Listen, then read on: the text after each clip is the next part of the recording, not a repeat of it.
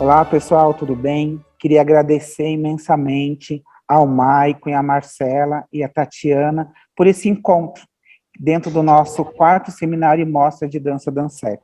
O Dancep ele tem como característica integrar as pessoas, mas o mais interessante no Dancep é essas pontes que a gente vai construindo sobre as diferentes trajetórias que passam e nos ajudam a pensar a formação do estudante aqui no Colégio Estadual do Paraná. Então, queria agradecer a gentileza do Maicon e da Marcela por estar aqui com a gente nesse seminário, para que a gente possa conversar um pouquinho sobre o trabalho artístico, inovação e políticas públicas para a dança. Então, muito obrigado aí pela gentileza de vocês, ok?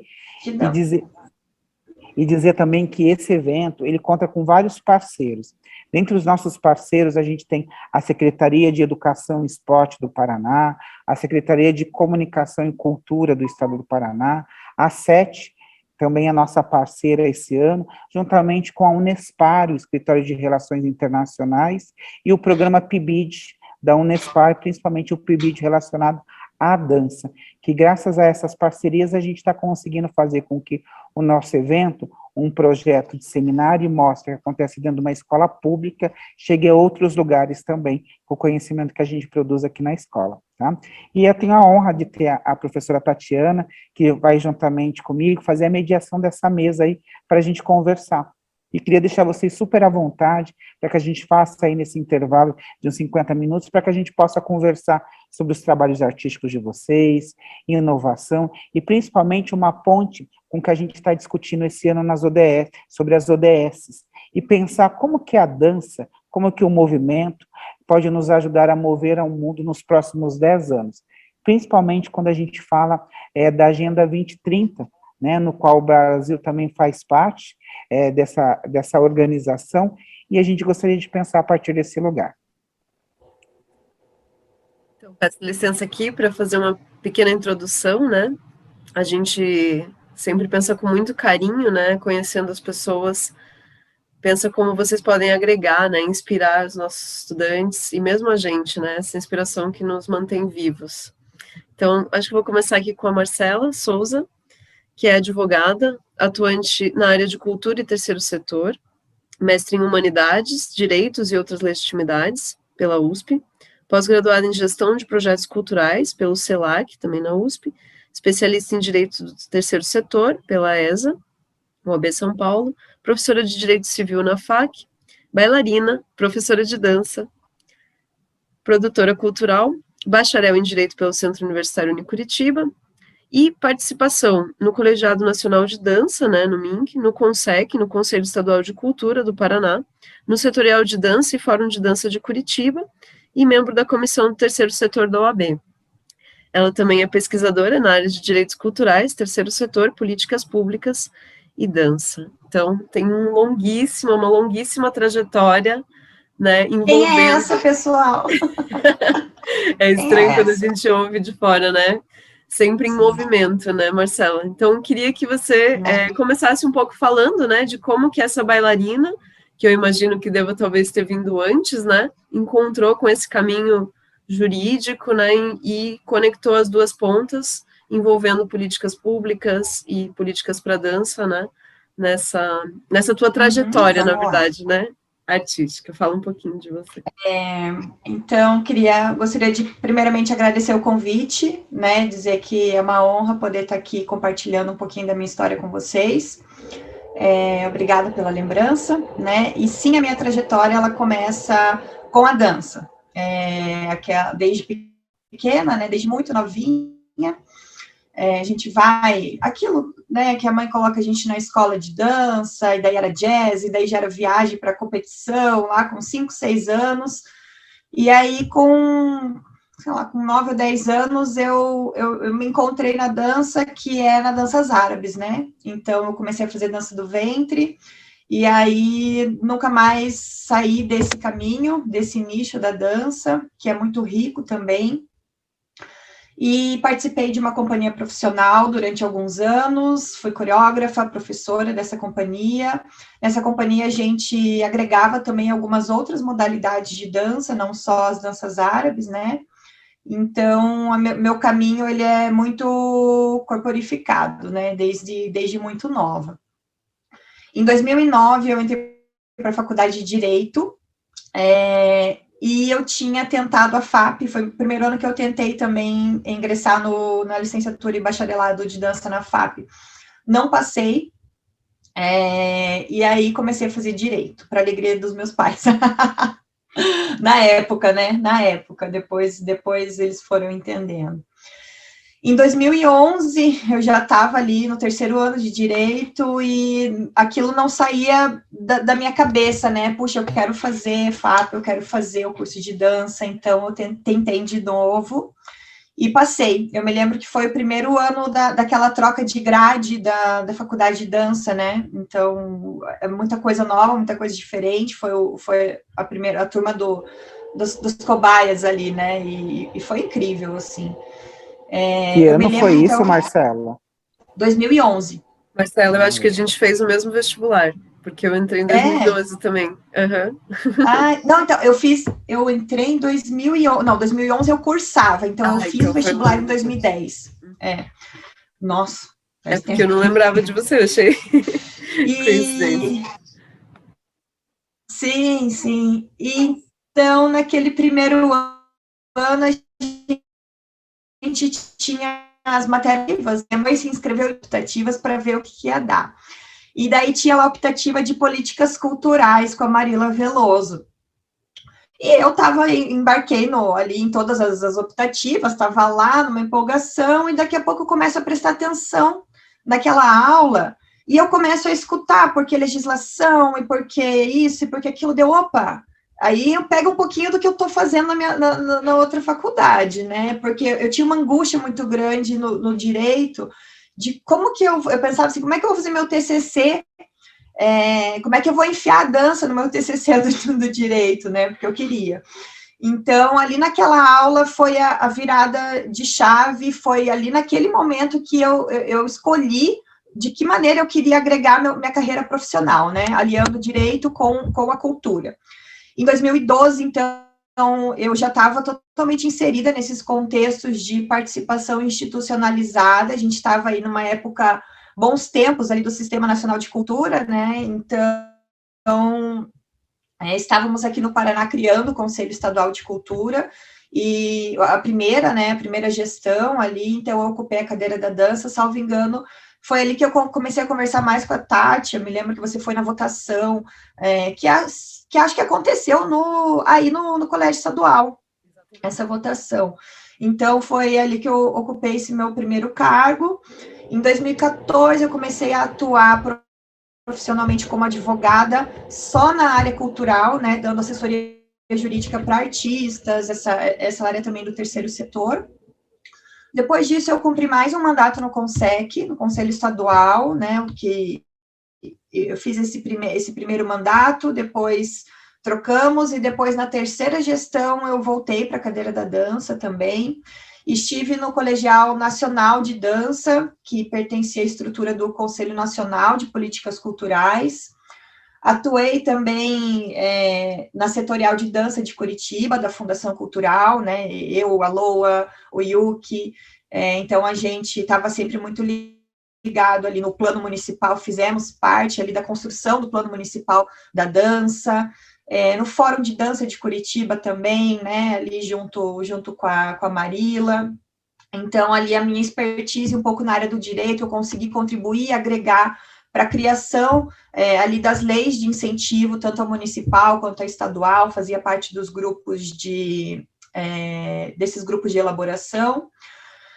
Fiz minha pós-graduação na USP em gestão de projetos culturais, fiz meu mestrado na USP, na FEFELESH, né, que é a Escola de Filosofia e Ciências Humanas, na área do direito, que foi onde eu consegui explanar um pouquinho mais a minha pesquisa, agregando direitos culturais com o foco na área da dança.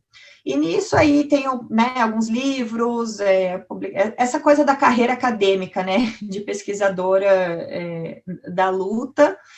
E dei aula eu vi que você leu ali no meu currículo, né, hoje eu não estou mais lecionando na faculdade de Direito, mas lecionei entre 2017 e 2019. Hoje eu sou doula, não sei se todos sabem aí qual qual é o contexto, né? Mas eu apoio mulheres durante o ciclo gravídico puerperal, né? Estou aqui mencionando isso porque tem tudo a ver também com a minha história de corpo, de movimento, né? E então hoje eu sou doula, mãe do Tom, meu pequeno tem 4 meses, e aí alguns resquícios da bailarina, né, profissional que um dia eu fui, e depois de algumas lesões eu atuo muito menos hoje, né, devido a essas minhas limitações. Ainda bastante militante na área das políticas públicas para a cultura, e logo mais, encerrando aí minha licença maternidade, voltando a atuar na área do direito. Resumidamente, acho que é isso. Legal, Marcela. Então, eu fico pensando que a gente, no espaço da educação pública, né, e tentando trazer esse pano de fundo dos ODS, tem alguns temas, né, alguns dos objetivos que entrelaçam bastante com essas nossas preocupações, né. Então, a gente tem o 16, por exemplo, que é paz, justiça e instituições eficientes, né. A gente tem um que nos pega muito, educação de qualidade, né. O que é pensar essa educação de qualidade, em que dimensões a gente pode pensar numa formação humana, né, de qualidade para garantia de entendimentos enquanto cidadão, enquanto futuros profissionais, enquanto pessoas, enquanto seres humanos, né, enquanto, enfim, profissionais de várias áreas. E a questão da igualdade de gênero também, né, eu não mencionei que você era doula, mas eu sei que também é uma pauta que também, tanto nas artes, na dança, pega bastante, né, eu acredito que você, enquanto advogada, mulher e doula, também tem esse assunto bastante presente, assim. E aí eu fico me perguntando como que a gente consegue, enfim, envolver na educação e pensando nesse sentido de promoção de justiça, de instituições eficientes, como que a gente pode aproximar, né, as políticas culturais, as políticas públicas para a dança, em especial que você domina, dessa formação, né, e desses nossos estudantes, desses futuros cidadãos já, mas futuros atuantes profissionalmente, tanto na área de artes quanto em outras áreas, mas estimulando já desde esse momento, né, a acordar para essa questão. Assim como você falou, né, na universidade já despontou essa curiosidade, né, esse envolvimento, e o que a gente poderia, né, pensar, falar, né, trazer como reflexão para eles nesse sentido. Com certeza. Eu acho que muito do nosso legado, né, enquanto pesquisadores e artistas, fazedores de cultura, pelo menos eu sempre penso no que eu estou deixando, né? Então, de que maneira eu estou contribuindo? Eu fiz ali, eu passei por instituições de ensino públicas e eu penso que é meu dever dar esse retorno, né, para a sociedade. Então, tá aqui hoje faz parte desse dever que eu tenho de retornar aquilo que eu usufruí, né, do ensino público e que me fez tão mais humana e tão mais consciente e, em certa medida, mais entendida dessas questões todas para as quais eu voltei meu foco, né?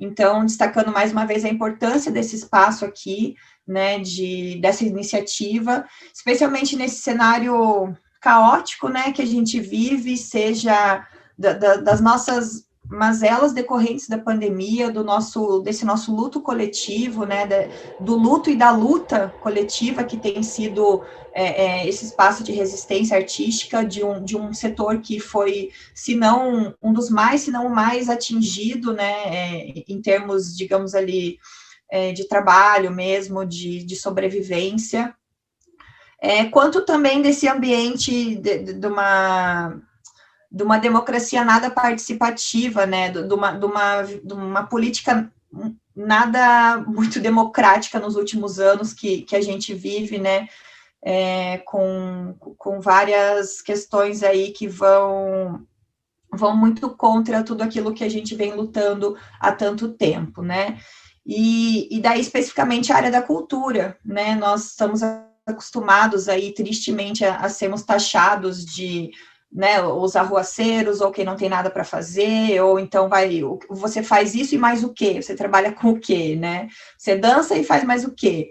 E assim vai. Então, eu queria lembrar aqui uma fala do Sérgio Manberti, que foi um grande pensador aí da cultura, né, um agitador da nossa área, que fica sempre comigo, que é a cultura incomoda porque ela questiona, né? Então, a gente tem esse papel, né? A gente não está aqui à toa, né?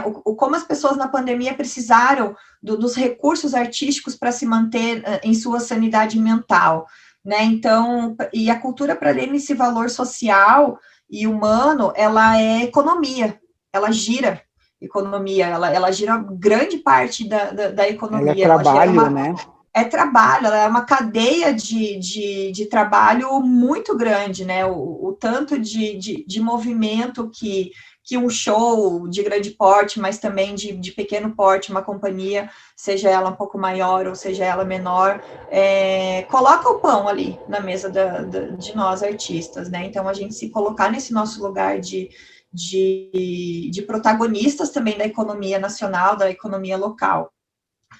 E a gente, né, a gente tem o artista, o estudante, né, quem está inserido nesse meio, a gente tem uma forma específica de fazer política, né, muitas vezes eu escuto de alguns artistas, eu não quero me envolver nessas coisas de política, né, eu quero aqui dançar e pronto, mas aí falta esses espaços, essas iniciativas que demonstrem para essa galera que não tem como ser artista sem estar inserido num contexto político, né? A gente fala muito dos movimentos sociais, aí movimento já é dança, né? Então, esses movimentos sociais que a gente escuta tanto falar, e você vai dançar e de repente você tem que brigar ali pelo teu cachê, para você não ir só pela tua divulgação. Então, tudo isso são formas de fazer política. A política, ela não está ligada a uma polarização partidária, né, ou a questões de gestões governamentais, ela está ligada àquilo que a gente a maneira como a gente se posiciona, a maneira como a gente se posiciona no ambiente de ensino, dali para fora também. Então, eu acho que está nesse contexto, né? E aí, para falar de políticas públicas, e especificamente da política da dança, que passa a habitar esse nosso cenário da gestão pública durante um período de tempo, dando aqui um breve contexto, né? Então, o que é uma política pública? Eu gosto de um conceito de um autor, que é o Lasswell, que ele é bem dinâmico, bem didático. Então, a política pública seria quem ganha o quê, por quê e que diferença isso faz. Então, a política pública, naturalmente, ela está vinculada ao agir do Estado, né, dos governos, da administração pública, seja ela decorrente da União, Estados ou municípios. Então, a partir de problemas identificados por demandas da sociedade civil, ou seja, teoricamente, o governo, as gestões deveriam prestar atenção nessas demandas da sociedade civil, que são problemas, né? Identificar essas questões, esses problemas, para aplicar, para implementar, para formular, implementar e avaliar programas, ações, atividades, projetos para determinada área, né? Mas de que forma? Verba, dinheiro, né? Que é a maneira do Estado garantir os direitos da população. Então, a política pública, necessariamente, ela está ligada com quem vai ganhar o quê, por que essa pessoa está ganhando, essa pessoa não, né? Determinada questão, demanda, está chegando para esse grupo, e que diferença isso vai fazer, né?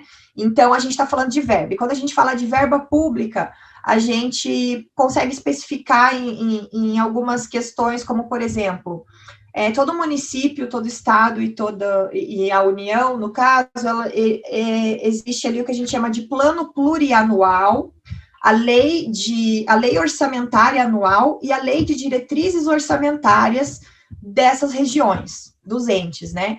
Então, uma política pública, ela vai ser efetiva a partir de que os gestores implementem programas, projetos e ações nessas legislações. De nada adianta eu fazer um edital, né, ou criar atividades e fazer eventos, se esses eventos são esporádicos e isolados de um contexto geral, né? Então, eu preciso de ações e programas continuados, efetivos, né? Não do governo, daquela gestão que quer ser visto pelo que fez, mas que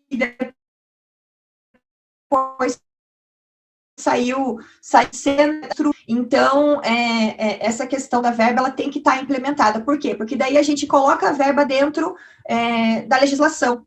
É obrigatório que a gestão destine aquela verba para aquela determinada área, certo? Então, aí eu trago também a questão dos direitos culturais, né? Os direitos culturais, assim como o direito à saúde, assim como o direito à segurança, né? Eles estão lá plasmados na nossa Constituição Federal, né? Então, e não é, enfim, não são pequenas partes, como, por exemplo, o direito de cinema, né? É também isso, mas é aquela questão da memória cultural, do fazer, do fruir, então envolve toda essa complexidade da própria questão cultural, né? A gente não consegue denominar o que é cultura hoje, né? A gente tem que sempre ir destrinchando, né? E sempre vai ter um conceito mais abrangente que a gente vá construindo, né? Porque a cultura é isso, ela é movimento. Então, eu tenho essas políticas públicas culturais avançadas a partir do ano de 2003, que foi quando o Gilberto Gil assumiu o Ministério da Cultura, hoje extinto, né, que daí já vem esse cenário de desmantelamento das estruturas que possibilitaram a área da cultura receber verba, né? Então, o Ministério da Cultura, lá a partir de 2003, encarava a cultura em dimensões simbólica, cidadã e econômica. Então, a nossa Constituição Federal ela é de 88, somente em 2003 a cultura começou a encontrar caminhos, né? E quando nós conseguimos institucionalizar e encontrar esse caminho, que foi através do Sistema Nacional de Cultura, as coisas começaram a se desmantelar de novo, né? Então, a gente está sempre aí, o artista está sempre lutando e brigando pelo seu espaço. Nesse contexto Tati, qualquer coisa você me corta, tá? Se der o tempo, porque eu vou falando, mas eu tô ali no caminho. Marcela, sabe que eu acho que é bacana essas questões que você está trazendo, porque a gente consegue ter uma dimensão total, que cultura é muito além do fazer, né? Até por isso que é bacana a gente juntar aqui você com a sua experiência corporal, como advogada também, com artista como o Maicon, que daí a gente consegue fazer essa ponte e conseguir entender da necessidade dessas forças e dessas políticas culturais para que elas de fato ocorram, né? De fato aconteça, né? Exato. Com certeza. Também, só fazendo uma complementação, desculpa, que você falou, né, que é uma obrigação do Estado, né, seja a nível da União, município ou Estado, estatal, né, olhar para as demandas que a população tem. Mas como que a gente garante, ou como que a gente não fica esperando, né, porque a gente sabe que a lei sozinha não garante nada, que estratégias que a gente tem? Uma delas que você colocou foi, né, a questão da mobilização, do movimento, da organização, da luta, da pressão, né, dos coletivos para isso. E a outra, eu fico pensando também, que é uma estratégia, por exemplo, que eu acho que o Michael vai falar um pouco mais, que é o fazer, que é, de alguma forma, mostrar, fazendo, né, que você, olha, eu tenho isso, e eu preciso que isso aqui tenha estrutura, que isso tenha estabilidade, eu produzo, eu vou atrás, a gente, né, cria outras estratégias, mas ao dizer, olha, isso aqui é importante, né, milhares de pessoas assistiram, milhares de pessoas foram, né, afetadas por isso. Isso faz a diferença. Então, isso é outra forma de botar pressão no sentido da obrigatoriedade, né, do direito à cultura, como você falou. É importante esse processo também, do estar, né? Marcela, só para finalizar o que a Tati falou, eu acho que é importante que os próprios artistas tenham essa consciência da responsabilidade do Estado e também a consciência dos seus próprios direitos enquanto artistas, para não se colocarem nesse lugar de depreciação, né? Eu acho que esse conhecimento jurídico também, de que a gente faz parte, que nós temos essas leis que nos protegem, é fundamental, e a gente vê que muitos dos desrespeitos que ainda acontecem pela cultura, às vezes tem a contribuição até dos próprios artistas. exatamente. Então, a gente tem que se valorizar, mais ou menos aquela coisa da vida, né? Se eu não me valorizar, quem vai me valorizar? Então, enquanto artista, também a gente tem que estar consciente e tá aqui mesmo, né, na nossa fala, na nossa cabeça erguida, de que estamos, fazemos e é isso, né? É uma coisa muito atemporal, né? E isso que vocês estão comentando é muito bacana de falar, como agora entrando na área específica da dança, né?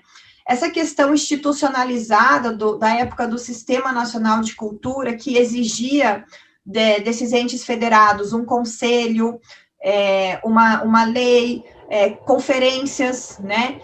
Isso, o que aconteceu? Na área da dança especificamente, porque daí é o Sistema Nacional, então eu tinha sistema as áreas, né? Colegiado de música, colegiado de dança, o colegiado do patrimônio. Então, as pessoas foram se encontrando, nacionalmente falando, né? Começando ali da União, estados e municípios. As pessoas se encontrando, tomando essa consciência dessa parte dos direitos, das políticas públicas, elas foram empoderando umas às outras, né? Então, se hoje a gente tem um Sistema Nacional de Cultura totalmente apenas no papel, né? Algo.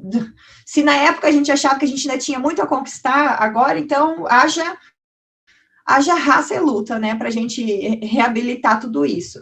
Mas ficou um caldo, uma coisa de que, olha, a gente sabe fazer isso, a gente encontrou o nosso lugar. E a gente está aqui para lutar por isso, né? Então, a dança, ela teve o seu colegiado nacional, que implementou, que formulou um plano nacional de dança, com metas a serem alcançadas. A gente tem tudo isso muito pronto, a gente não precisa começar do zero, né? E as pessoas se encontraram de norte a sul, elas foram construindo redes, né? Então, elas foram entendendo que a gente tem caminhos também, né? Que não somos artistas que apenas atuamos ali no palco ou nas ruas onde estivermos, né? A gente tem também o nosso conhecimento e o nosso empoderamento da onde podemos chegar. E a dança esteve nesses espaços e foi para além desses espaços, né? Extrapolou, porque é isso, é o movimento, é estar. E aquilo que eu falei, né, o artista ele não pode estar totalmente separado da política na qual ele está inserido. E às vezes um artista que acha que não está, ele inconscientemente ele está modificando, ele está fazendo, e quando ele percebe isso, ele tem uma força muito maior. E quando ele dissemina isso, né, quando ele alcança outras pessoas, imensamente maior ainda, né? Então tivemos várias conquistas, né, ao longo desses anos. A gente tem tramitando na Câmara dos Deputados a lei do profissional de dança, né, que até então não temos aprovado, né, está em tramitação na Câmara dos Deputados, mas existe isso, né, a dança sempre teve essa luta muito pela sua autonomia, pelo seu reconhecimento, né, pela sua autonomia com relação, por exemplo, a estar somente dentro das artes cênicas, né? A gente estudo, a gente tem que estudar ali a anatomia, o corpo, o ensino da dança também, que sempre lutou muito para que seja incluído de maneira autônoma, que seja lecionado por profissionais da dança especificamente. Tudo isso tá dentro ali da questão dos direitos, né? Das políticas públicas, que não precisam ser somente públicas, né? Tudo isso, esse jogo, esse reconhecimento, isso aqui que a gente está fazendo hoje faz parte de uma política para a dança, de uma política cultural, né? Claro que se tiver, não sei direito ao certo, mas se tiver um incentivo ali de edital e tudo mais, é uma política pública, mas de qualquer maneira já é uma política para a área, né? Estamos aqui nessa discussão. E nesse sentido a gente teve indicadores, estatísticas, mapeamento da dança, porque a gente tem que sair de um lugar, né? Então, como foi, que dados estatísticos a gente tem para que a gente possa apresentar essa demanda para o governo, né? E eu acho que é por aí, assim, estar nesse ambiente de ensino, falando para os alunos que têm essa proximidade com o DANCEP, muito me alegra e faz parte ali da minha missão que está sendo cumprida, assim, né, aos poucos. Fico muito feliz de compartilhar e estou aí à disposição para a gente trocar ideias nesse sentido. Muito obrigada, Marcela. Para a gente é sempre muito estimulante também, né, perceber essas formações que às vezes a gente precisa buscar com o outro, né. Queria passar então para o Maicon, para a gente conhecer um pouquinho da tua trajetória. Maicon, que é ilusionista, diretor coreógrafo com formação multidisciplinar, uma carreira de 30 anos na criação e produção de espetáculos autorais, pesquisou com renomados profissionais de diversos países, entre eles o grupo Pilobolos, falei certo? Em Nova York, e a Family Floss, na Itália. No início da vida profissional, por anos atuou como diretor, coreógrafo, ator, bailarino, acróbata e mágico em dezenas de companhias, espetáculos e premiados e na TV brasileira. É criador de linguagem artística, o teatro ilusionista, que interpreta ilusionismo, dramaturgia, técnicas corporais, como teatro físico, dança, acrobacia, em espetáculos onde tudo é mágico. E eu posso falar que, né, tenho uma experiência aí bem mágica mesmo. Há 16 anos fundou a Cia Clank, criou espetáculos de repercussão nacional, reunindo inúmeras premiações. Em 2019, foi o artista mais premiado no Troféu Gralha Azul.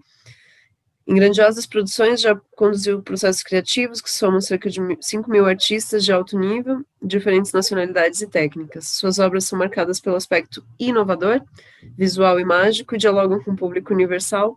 Já foram assistidas por mais de 20 milhões de pessoas no Brasil. A gente sempre pede, né, para vocês se apresentarem um pouco. A gente traz públicos muito distantes, né, pessoas que às vezes não têm essa conexão. Então, a gente está falando de políticas públicas, né, e a gente está dentro da escola pública, e a gente tem essa relação com o Estado, e o Maicon vem de um setor privado, né, de um setor de inovação e de empreendedorismo, né, na arte, mas sempre com uma preocupação muito grande em conectar as pessoas através, né, dessa humanidade, do que nos une, né, e muitas vezes, né, em espaços populares, onde o público é o público que a gente, né, tem mais contato. E aí, pensando nessa transação, né, entre trabalho criativo, né, trabalho artístico, e aí produção e inovação, pensei que seria legal a gente ter os dois panoramas, né, um pouco mais do setor público e um pouco desse empreendedorismo que também traz uma série de desafios. Então, chamo você, Maicon, para falar um pouquinho da tua trajetória enquanto bailarino, artista, acróbata, e como que você chegou nesse campo que você está hoje, né, com uma carreira tão extensa, né, cheia de conquistas, para compartilhar com a gente. Obrigado, Tati, obrigado pelo convite, Fernando também, Marcela, prazer. Acho que faltam mesmo artistas na política para a gente, né, emendando com o que você estava falando, assim, né, eu tenho a sensação que a gente está meio que esperando que, como se um médico tivesse que construir um projeto arquitetônico, né, e aí a gente fica recebendo as ordens de quem, às vezes, não tem nem a compreensão do que é cultura, e a gente fica tentando levantar a bandeira e dizer, não é assim, é por aqui, é por aqui, e fica um pouco perdido. Então, cultura e arte, ela é completamente integrado mesmo, e a gente está sofrendo tudo isso na cultura, eu vejo muito pela falta dos artistas na política. Cultura e arte, não, cultura e política, né, elas são integradas, e a gente tá precisando de mais artistas dentro da política, pensamentos artísticos, compreensão do que é a arte, do que é cultura, então que a gente consiga fomentar isso, né, nesses jovens artistas aí, para que a gente ocupe realmente o lugar que a gente tem, e nesse pilar tão importante que é a cultura, que é a arte na sociedade, né, se não o principal pilar da sociedade, que é o que nos diferencia, inclusive, dos outros seres no planeta, né, conseguir fazer arte. Então, vamos com fé aí que a situação a consciência vai chegando, né, no planeta. Bom, se apresentar é sempre muito chato, né? Eu acho que, falando de uma maneira geral, assim, do que possa interessar para as pessoas, eu tenho uma carreira que eu construir sempre pensando de uma forma multidisciplinar, sempre pensando e sempre sentindo, assim, né? Sempre de uma forma muito intuitiva e prática, até muito mais do que acadêmica. Eu fui buscar o meio acadêmico depois que eu já tinha uma grande experiência desde criança, fazendo cursos de teatro, comecei fazendo bonecos, depois cursos de teatro, participando de espetáculos como ator mirim, depois me apaixonei pelo circo, quando tinha, desde 4 anos eu fiquei muito apaixonado pelo circo, assim, minha brincadeira de infância só era circo e arte, né, era construir, criar truques de mágica, produzir um circo, enfim, foi o que eu fiz a minha vida toda, desde criança, nunca consegui fazer outra coisa, assim, nunca deu tempo também de me dedicar. Então, comecei no teatro, aí fui para acrobacia, fui para mágica, num estudo autodidata mesmo, porque a gente não tem hoje um curso de mágica, né, acadêmico, e depois eu comecei profissionalmente, né, aos 17 anos, eu comecei a atuar como bailarino, acróbata e ator e mágico em espetáculos, em diversas companhias, em Curitiba, né. O meu primeiro espetáculo foi o Circo da Ciência, que foi um espetáculo bem grande do governo do estado, patrocinado pelo governo do estado, com direção do Maurício Vogue, e eu nunca parei a partir desse dia, né, desse espetáculo, eu nunca mais parei, assim, fui atuando em diversas companhias, trabalhei por muito tempo com teatro para criança também, no Centro de Pesquisa de Teatro para Criança com a Regina Vogue, trabalhei também com a Carmen, fui com a Carmen Jorge, tudo o que eu podia fazer de experimentos e de técnicas e linguagens. Pesquisei clown, fiquei por muito tempo na Casa Hoffman mesmo, logo no início da Hoffman, quando a gente tinha muitos profissionais de outros países, né, que vinham ministrar cursos aqui. Então, por anos, assim, eu estudei dança contemporânea na Hoffman, estudei dança clássica também por mais de 10 anos, e depois fui estudar fora do Brasil, né, fui ter outras experiências culturais, assim, fui para entender como funcionava a Broadway, os musicais, aí me especializei mais em teatro físico e dança-teatro, que foi o que me chamou mais a atenção, mas nunca me identifiquei muito com uma linguagem específica. Então, eu acho que isso é uma característica do artista que pode ser interessante, né? A gente conseguir experimentar tudo que a gente pode, para que a gente depois possa reunir isso em algo que a gente acredita que é a nossa essência, ou que mais pode transmitir o nosso propósito enquanto artista, né? Então, atuei também como acróbata por muitos anos, assim, acróbata aéreo, enfim, de tudo, né? Tudo que eu podia eu fazia. Então, eu fui sempre atuando, mas eu também sempre criava coisas. E eu comecei a perceber que, muitas vezes, as minhas ideias, elas não saíam do papel, né? As minhas ideias, eu não conseguia colocar tudo aquilo que eu criava dentro das produções que eu participava como intérprete. E já tinha um olhar mais empreendedor também, né? Isso podia ser feito dessa forma, poderia ser divulgado dessa forma. Enfim, o que eu produzia enquanto linguagem não se encaixava nos convites que eu estava recebendo.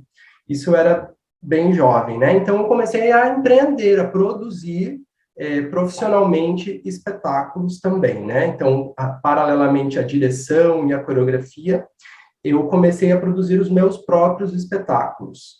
Então, eu fundei uma companhia, e essa companhia tem como propósito, até hoje, a pesquisa de uma linguagem autoral chamada teatro ilusionista, que é uma mistura de diversas técnicas, principalmente entre o ilusionismo e a dramaturgia.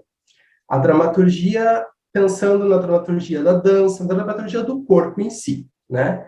Então, dentro dessa linguagem, a gente envolve várias áreas, como a acrobacia, a dança, especialmente, a música, o teatro físico, e a característica principal é que sempre o ilusionismo está presente, mas de uma forma contemporânea. Então, hoje a gente não tem, por exemplo, a figura de um mágico tradicional apresentando um show, né? Então, é um ilusionismo, é um espetáculo onde todos podem ser mágicos, né? Então, onde tudo é mágico, onde um personagem pode ser mágico, onde todo o espetáculo tem efeitos mágicos e que conversa com um público que é universal. Então, normalmente a gente não utiliza linguagem, né, verbal, palavras. Então, ele pode ser apreciado, né? Ele pode ser, ele consegue ser assimilado por públicos de diversas nacionalidades, de diversas idades né? E nacionalidades, assim. Então, é bem abrangente a linguagem. E também a gente sempre procura falar sobre a diversidade, né? Mostrar um lado mágico, um outro ponto de vista sobre a realidade. Essas são as temáticas dos espetáculos, né? A gente mostrar um ponto de vista sobre a grande ilusão que é o planeta, que é o universo onde a gente vive, né? Então sempre nos espetáculos eu procuro também fazer da forma mais inclusiva possível, né? Incluindo diversidades corporais, diversidades estéticas, diversidade de linguagens, inclusive artistas com deficiência física. Enfim, eu dirijo e coreografo hoje somente obras autorais, né? Não trabalho mais dirigindo outras companhias, e justamente focado nessa linguagem teatro ilusionista, né? Então, acho que, de uma maneira geral, a minha trajetória é essa. Também já dirigi parque temático, enfim, tem muita coisa aí, né, Tati? Mas acho que... Maico, se você me permite, eu até fiquei curioso, quando você falou que você precisou sair do país para buscar outros saberes também, né? Outras experiências culturais e estética. E pegando a ponte com a Marcela, que trouxe um pouquinho aí dessa relação dos nossos planos de cultura, desse movimento que é pensar a arte pelo campo das políticas, você conseguiu identificar algumas familiaridades ou algumas coisas que poderiam contribuir para a gente pensar numa arte produzida no Brasil de uma forma mais tranquila? Eu não sei se esse seria o termo mais adequado para o momento, mas uma forma no qual o artista não precisaria ficar lutando tanto para que os seus trabalhos sejam eles de forma inovadora, ou uma busca de a criação da própria linguagem, ou um trabalho de manutenção de uma determinada linguagem tivesse que sair assim com tanta força que a gente pudesse fazer com que a coisa acontecesse de uma forma mais fluida. Você conseguiu fazer, né, essa ponte, assim? Você poderia elencar algumas questões dessa tua experiência para a gente poder fazer esse paralelo? Claro. Eu acho que, pelo que eu sinto no Brasil, existe uma dificuldade, um problema estrutural básico em relação à compreensão do que é cultura. Então, enquanto a gente não tiver os artistas na política, para que a gente tenha arte na escola, o público, ele dificilmente vai ver um valor, depois de adulto, na arte. Ele não vai compreender o valor que a arte tem na vida dele. Então, quando a pessoa não vê o valor nessa arte, dificilmente ela vai pagar por essa arte, né? Tanto que a gente vê que artista hoje faz sucesso no Brasil, ganha dinheiro no Brasil, né? Os artistas que têm uma arte voltada ao popular, normalmente sem um compromisso, sem um propósito de melhoria, né? Não tem uma preocupação com o conteúdo em si de que arte está sendo produzida, né? Então, claro, porque aí você não exige reflexão, você não exige profundidade do público, você não exige olhar crítico nenhum para aquilo, e é evidente que você vai se identificar com o popular, com o comum, e vai ter um retorno financeiro. Agora, para que a arte de fato aconteça, que não fique na mão de pessoas que não entendem sobre arte, ou na mão das empresas, como está acontecendo hoje, né, onde a gente tem uma ideia formatada, onde a gente precisa se enquadrar a um padrão de arte e dificilmente consegue inovar dentro daquilo, né? Então, assim, produza, em vez do artista trazer a inovação, quem está impondo o que o artista precisa fazer é a sociedade, né? Então a gente fica num lugar muito complicado enquanto a gente não conseguir assumir esse lugar de respeito dentro da política, para que realmente seja implantado na escola, na educação básica, o contato com a arte, né? Que a educação tenha essa compreensão da importância que é um ser ter contato com a arte, da importância que saber que a arte é capaz de transformar todos esses outros problemas que estão sendo discutidos, que a arte é capaz de transformar a violência, que a arte é capaz de transformar a corrupção, que a arte é capaz de transformar todos os problemas, até a questão do negacionismo, das pessoas não usarem uma máscara, não conseguirem compreender essa importância.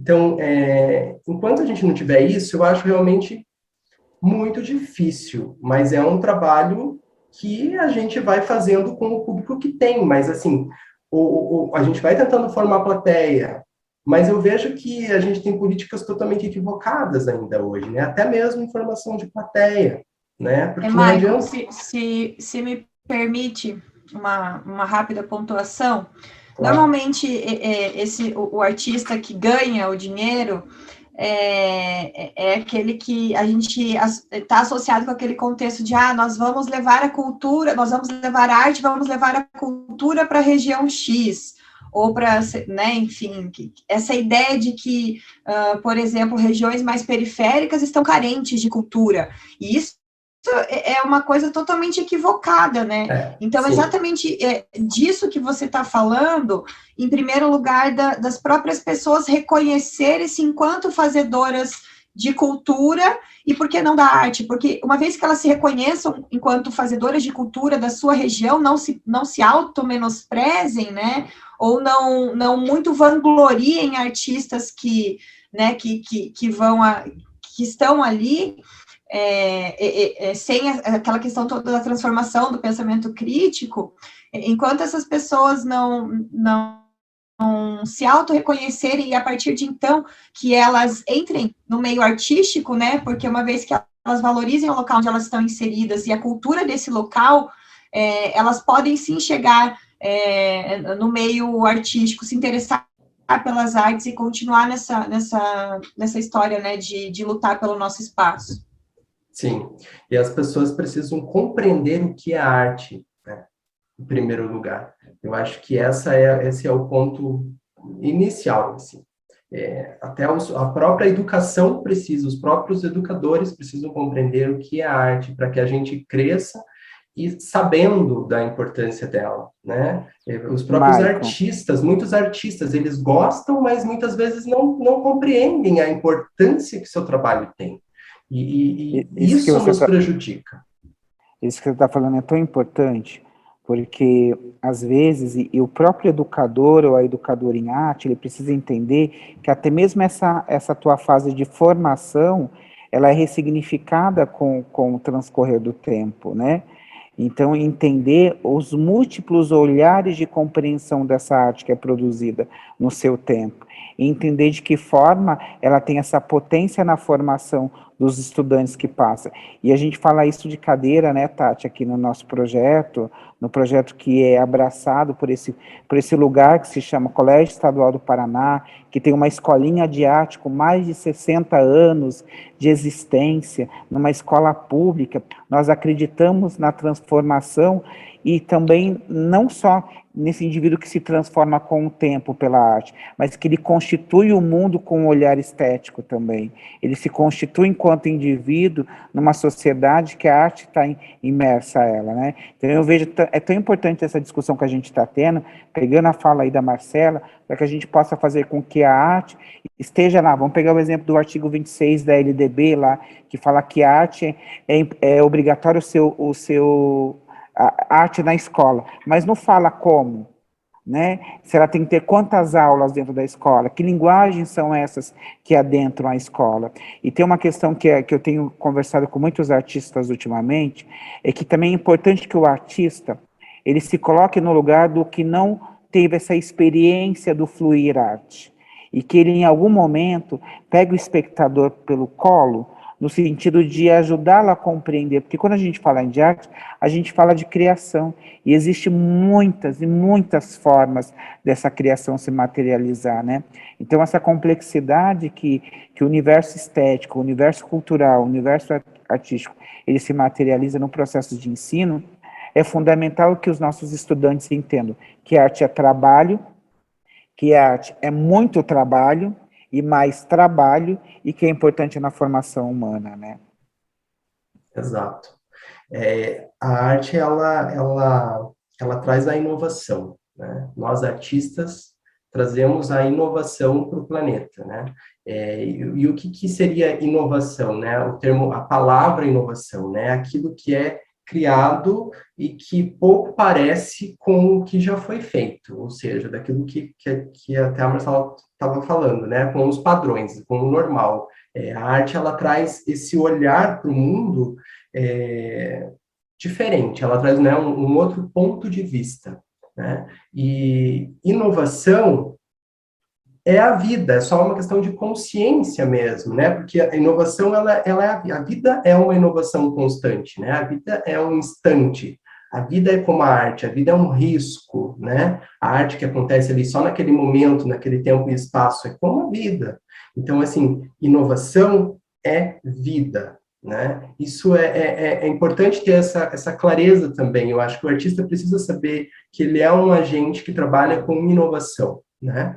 Como na vida, a gente pode morrer agora, daqui a um instante a gente pode ficar alegre, daqui a um instante a gente pode ficar super triste, traumatizado por anos, né? Ou pode acontecer alguma coisa que a sua vida se transforma completamente. Então, assim, essa insegurança, essa instabilidade, a vida ela se inova a cada segundo, em tudo, em todos os aspectos, né?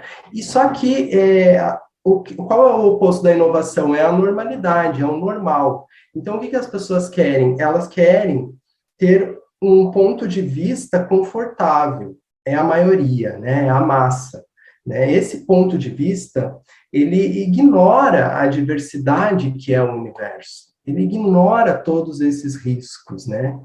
Por quê? Porque pensar dói e traz uma insegurança. Então, a gente tem que olhar também para o lado dessas pessoas que não compreendem a arte, por exemplo. Por que elas não compreendem a arte? Porque elas estão nesse pensamento raso de normalidade, né? Aonde é algo primitivo mesmo, porque a normalidade, ela tem a ver com uma sensação de segurança, de conforto. Ou seja, se a gente continuar fazendo o que a gente sempre fez, vai ser seguro, vai dar certo, né? Como os animais mesmo, é um instinto límbico, porque um animal que está fazendo um trajeto numa manada, por exemplo, se um se desgarra, ele vai morrer, né? Só que isso tem mais a ver com maioria, o significado da palavra normal tem a ver com maioria, ou seja, se todos os animais estão indo num trajeto, aquele que se desgarrar e pensar diferente, ir para o outro, ele está pensando fora da normalidade, ele é um anormal, ele vai possivelmente morrer, isso vai trazer riscos para ele, enfim, é mais tranquilo e seguro a gente seguir a manada, né? Pensando sem pensar muito, né? Tem um líder lá na frente, enfim, é esse caminho já pré-traçado, né? Mas isso é correto? Isso se aplica aos humanos hoje, né? É correto esse caminho de normalidade? Nem sempre. Nem sempre é correto. É o único caminho? É a única visão? Não, absolutamente não, né? Porque tudo é diverso, o universo é diverso. O caminho que a manada está fazendo é superior a outros caminhos que possam ser traçados ou que alguém possa traçar sozinho? Também não. Então, falta essa compreensão eu vejo do que é normal, que é o comum, né? É facilmente compreensível. Então, a gente tem que entender que essas pessoas, a maioria das pessoas, elas não querem pensar, elas não querem se colocar no lugar do outro, elas não querem sair da zona de conforto, né? Elas querem ficar no seguro, né? Então, tudo que vem como inovação, e o artista vem com a inovação, vai ser visto como um risco, né? Então, a gente está vendo isso, nas questões mais básicas. Existem outros gêneros, então isso vai destruir a minha família. Não podem existir outros gêneros, né? Então, é uma cegueira, é um olhar limitado sobre uma incompreensão do que é a vida, né? Que é diversa, onde não existe um ser que seja igual ao outro. Não existe um pensamento que você consiga reproduzi-lo no instante seguinte, exatamente como foi, né? Não existe uma impressão digital igual a outra. Então, como é que a gente quer normalizar as coisas, dizer o que é certo e errado? Claro que existem convenções, né? A gente estabeleceu essas convenções para conseguir conviver em sociedade, mas não significa que isso seja real e a verdade. São apenas convenções. Então, quem traz esse olhar, apresenta essa inovação e mostra que, opa, todo mundo está indo por aqui, mas também dá para ir por ali, também dá para, em vez de andar assim, a gente pode andar de cabeça para baixo, também dá para se vestir diferente, também dá para sentir assim, também. E isso faz parte do universo. Então, esse olhar do diferente, do novo, quem traz é a arte, né? A arte traz isso para a sociedade, para as pessoas refletirem, né? Esses outros pontos de vista. Então, é uma das coisas mais importantes que a gente tem nesse planeta, é a arte, é o que nos diferencia dos outros animais, é essa capacidade da gente de criar, né, de pensar diferente, de ter consciência de que a gente pode prejudicar um outro ser e de que a gente pode ajudar um outro ser. Então, a gente não pode se equiparar e continuar vivendo como se a gente fosse um animal de outra espécie, que não tenha consciência da morte, que não tenha consciência de que ele está ferindo, que não tenha consciência de que ele está prejudicando, né? A gente é humano, então a gente veio para se realizar enquanto humanos, e é essa consciência que a arte traz, né? Essa vida, a arte é vida, é inovação, Mudança, né? Mudança. Eu acho. Eu até nem queria cortar também.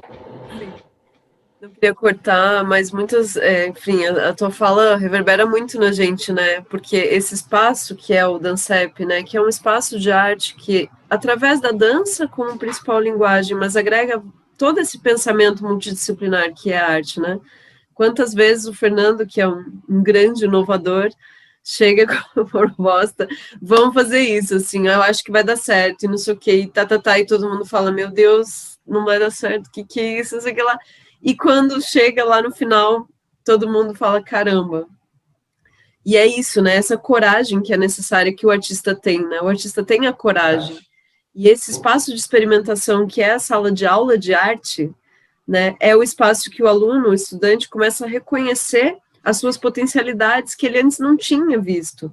E aí, mesmo que ele não se torne um artista, né, ele vai ser um cidadão artisticamente formado. A gente tem muitos exemplos, né, Fernando, a gente está há 10 anos, né, vendo já muitos alunos, né, que passaram, fizeram outras escolhas profissionais, mas ele sabe o que é um linóleo, ele sabe como instala um cenário, ele sabe onde está a cabine de som, ele entende, ele é letrado nesses termos, né? Então, quando ele, né, olha para isso, ele sabe quem reconhece também. Na hora de votar, por exemplo, ele sabe quem é, né?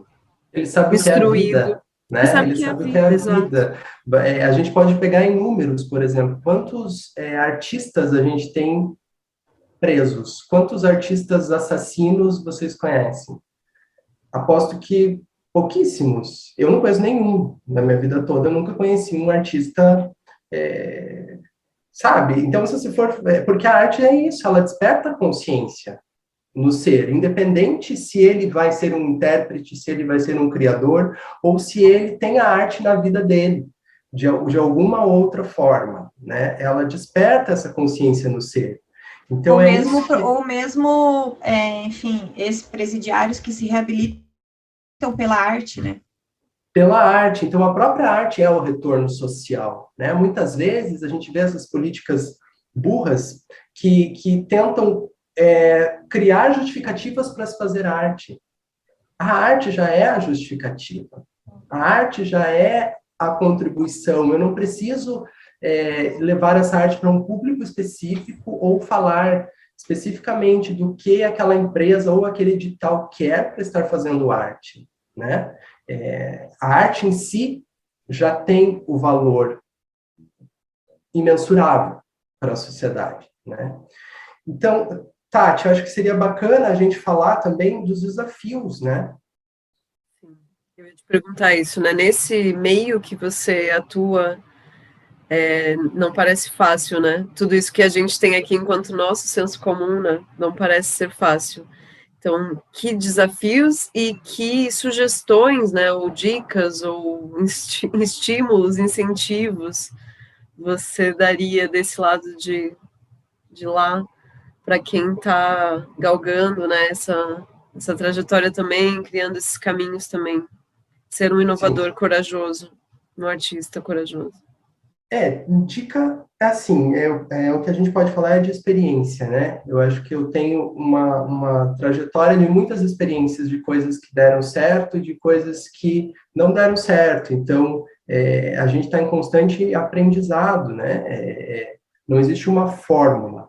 Mas o que eu percebo, enquanto experiência, que os principais desafios que um artista inovador, né? Porque a gente pode chamar de artista ou inovador, para mim são sinônimos, né? Porque ainda que você não esteja, você empreendendo, você faz parte de uma obra ou você faz parte de um trabalho artístico, e isso é inovação, né? Conforme a gente conversou aqui. Então, os principais pontos, eu acho, que de desafios que a gente vai encontrar, primeiro é o mercado. Considerando assim, você vai buscar um patrocínio para um projeto que traz inovação, né? Claro que é aquilo que eu falei, se você chega com um produto que não propõe uma inovação significativa, né, como se você chega com um produto popular, com um cantor famoso, com uma coisa assim, você vai ter uma aceitação. Agora, se você chega com uma inovação artística, você vai encontrar uma barreira logo no mercado, né? Porque dificilmente as pessoas vão compreender a sua ideia. Tipo, quase ninguém vai compreender a sua ideia, assim, ninguém vai acreditar nela até que você consiga provar que ela acontece, até você trazer esse pensamento mais profundo para o raso, para que as pessoas enxerguem como normalidade, digam, isso funciona, isso é legal, né? Aí todo mundo vai querer. Depois que é um sucesso, todo mundo quer. Então, assim, vamos produzir um musical da Broadway, muitos patrocínios. Vamos produzir um espetáculo autoral sobre, sei lá, que temática. Mas será? Será que é bom? Mas será que vai funcionar? Entende? Então, a resistência é muito maior. A resistência do mercado vai ser muito maior. Claro que conforme você vai progredindo na carreira, você vai conquistando alguns prêmios, alguns que vão te dando mais credibilidade perante a esse mercado para que você consiga apresentar, né, realizar as suas ideias com esses parceiros, né? Porque tem propostas que é possível você realizar sozinho, empreender sozinho, e tem propostas que você depende de editais ou de investidores ou patrocinadores, né? Então, essa relação é fundamental na arte. A arte, ela não sobrevive sozinha. Ela precisa do governo, ela precisa das empresas, ela precisa dos investidores, principalmente no Brasil, nessa situação que nós temos de desvalorização da arte. Então, ainda que os ingressos fossem altíssimos e que as pessoas pagassem, dificilmente a gente consegue pagar os custos de uma produção, né? Se não existissem políticas públicas a arte não aconteceria no país, né? Então, é fundamental, essas políticas são fundamentais. Então, a primeira barreira é o mercado. A segunda barreira é o próprio público, né? A gente vai encontrar essa barreira, esse problema de aceitação com as próprias pessoas, né? A gente vai ter uma dificuldade muito maior de provar para elas de que conseguir levá-las a terem contato com essa arte, mostrando algo inédito do que mostrando algo já conhecido e reconhecido por alguém que elas já ouviram falar, né? Eu acho que o processo processo criativo e de produção de uma obra inédita também é diferente, porque a gente precisa ter em mente que quando a gente está produzindo uma obra inédita, a gente está muito mais vulnerável a riscos. Então, podem acontecer, é muito mais imprevisível o que pode acontecer, né? Você pode ter que refazer muitas vezes até chegar ao que você gostaria, né, no teu processo, diferente de você reproduzir algo que já aconteceu, né? Então, é legal ter essa consciência que precisa de persistência, leva-se mais tempo, né? E os riscos são maiores. O que eu faço nas minhas produções é tentar prever o máximo possível dessas variantes. Então, como eu trabalho só com obras autorais e inéditas, eu sempre desenho tudo o que é possível e detalho tudo o que é possível do que eu já imagino como uma estrutura que possa acontecer. E mesmo assim, muitas coisas, às vezes é um detalhe, numa produção, né? A gente está trabalhando com algo artístico, né? Com algo que muitas vezes é artesanal, que um prego fora do lugar pode ter que fazer você refazer tudo, né? Às vezes é 10 centímetros no cenário que já não vai entrar um figurino e aí você tem que mudar todo o seu espetáculo.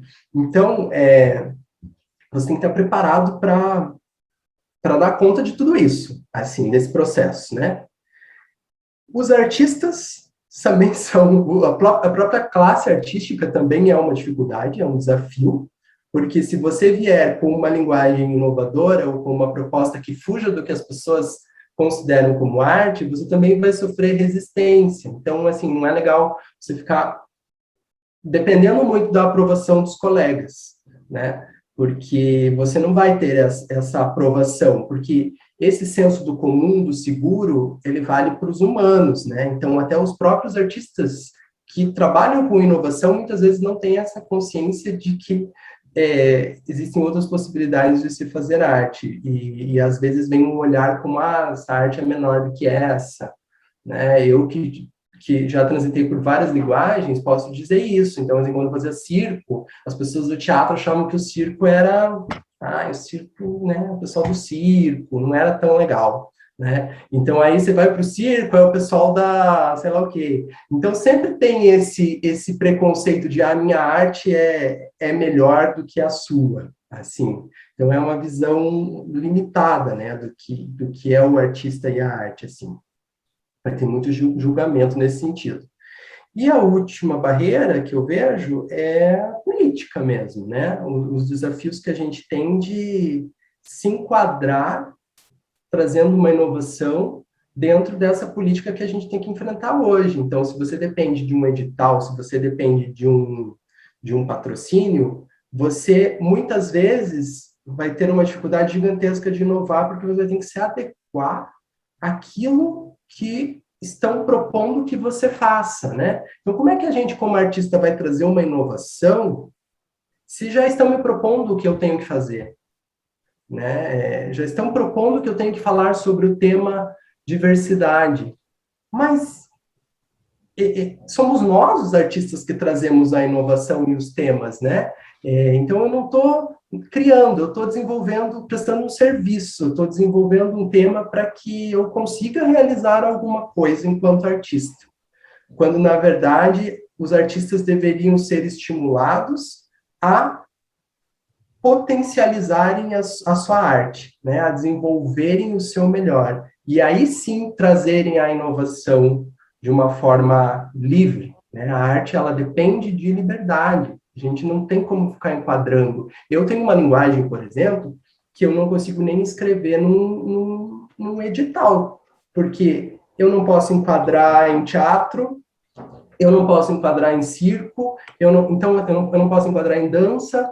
Então, assim, a própria arte, ela assume essas convenções para que as pessoas possam entender essas normalidades. Né? E Michael, acho que, para além disso, a gente tem muito enraizado essa política do incentivo fiscal, né, que é a Lei Rouanet e as suas correspondentes em estados e municípios, e que tem um agravante, que é a questão não só do próprio edital, de ter que se enquadrar na área, mas do marketing da empresa patrocinadora, né, que vai te exigir uma contrapartida social que corresponda, senão ele não vai colocar o patrocínio. Então, é cruel, Exato, né? Existem patrocinadores sensíveis já hoje no mercado, conscientes, Sim, existe. Mas a grande maioria ainda tem um pensamento totalmente equivocado do que é a arte. Então, assim, ela vai querer muitas vezes que você faça um espetáculo que tenha a cor da marca dela, ou que fale sobre o tema que ela acha que é bom para a marca dela.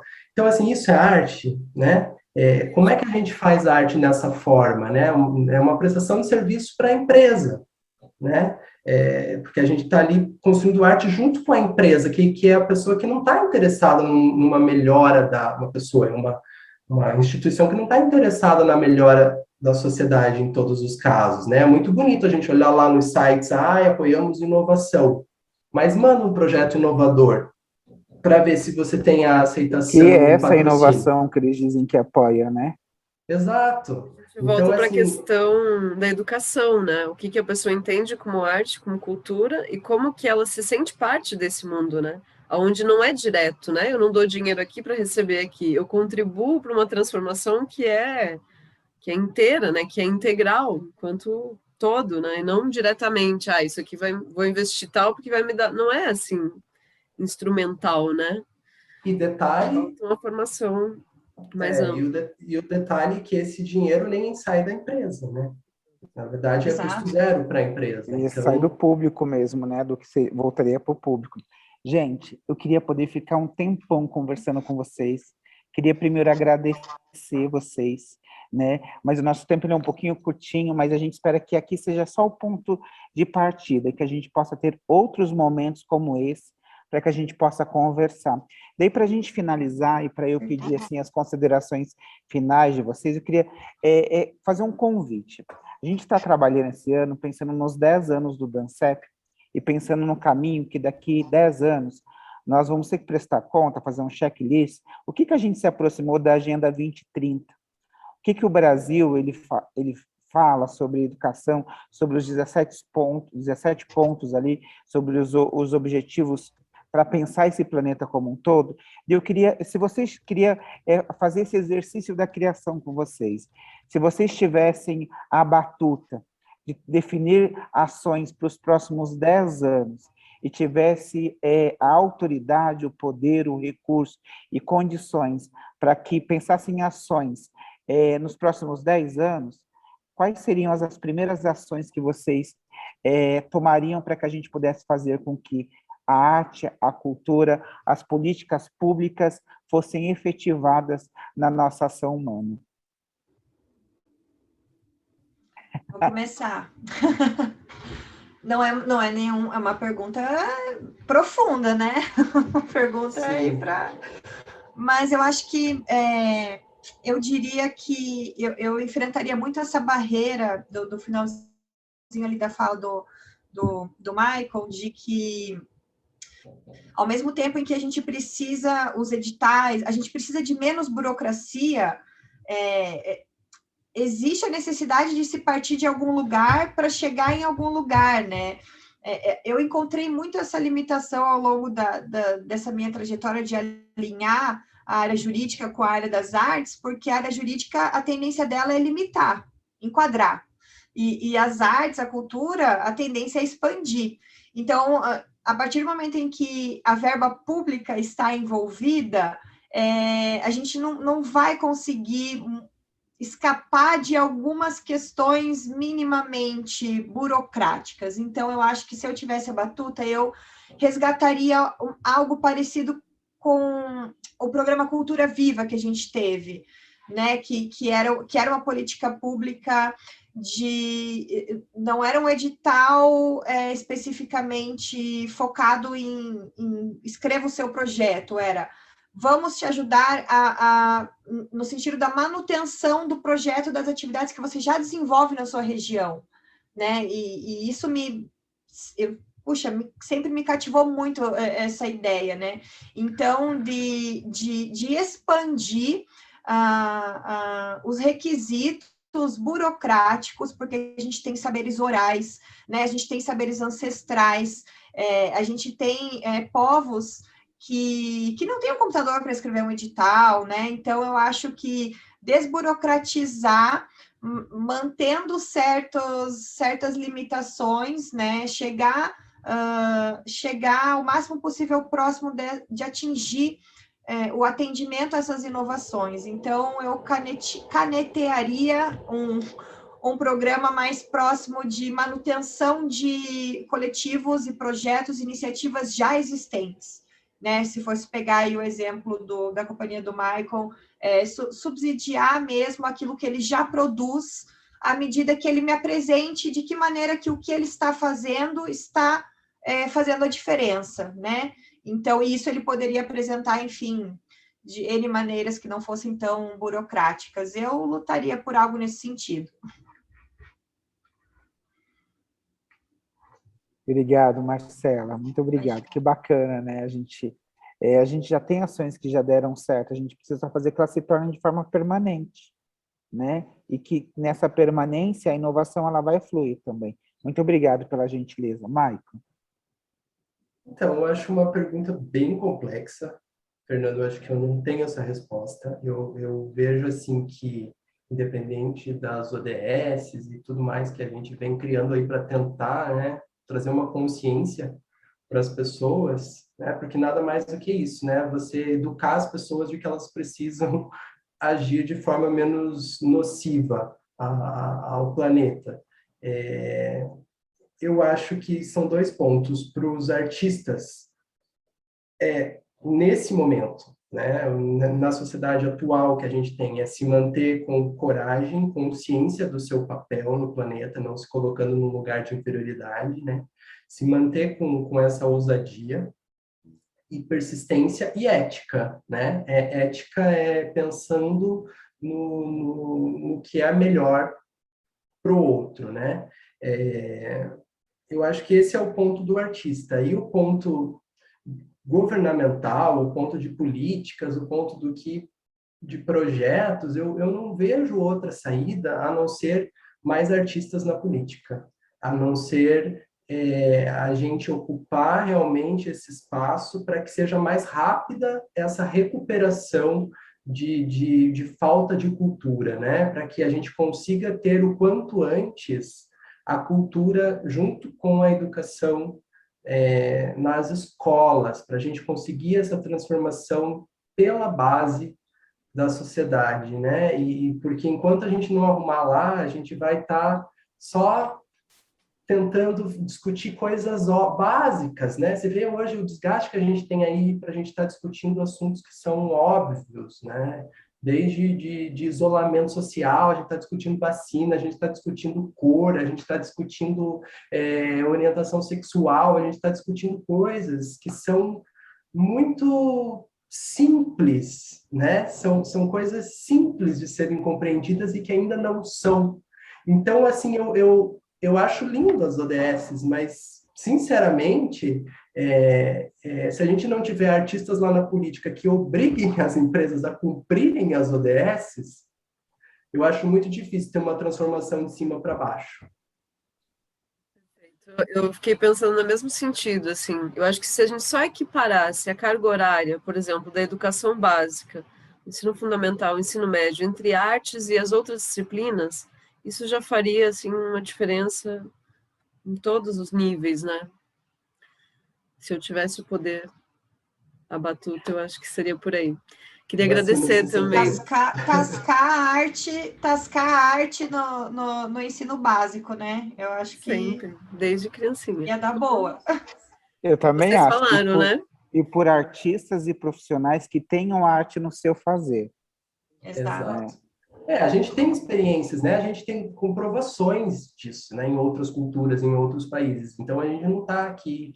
e a gente valoriza elas, né? A gente reconhece, valoriza, tira o chapéu, fala, olha só, e a gente não faz aqui. E não entende como que eles são assim. E quem tem dinheiro viaja, vai, tira foto com as obras de arte, vai apreciar a arquitetura dos outros países, vai em espetáculos na Broadway, mas aqui...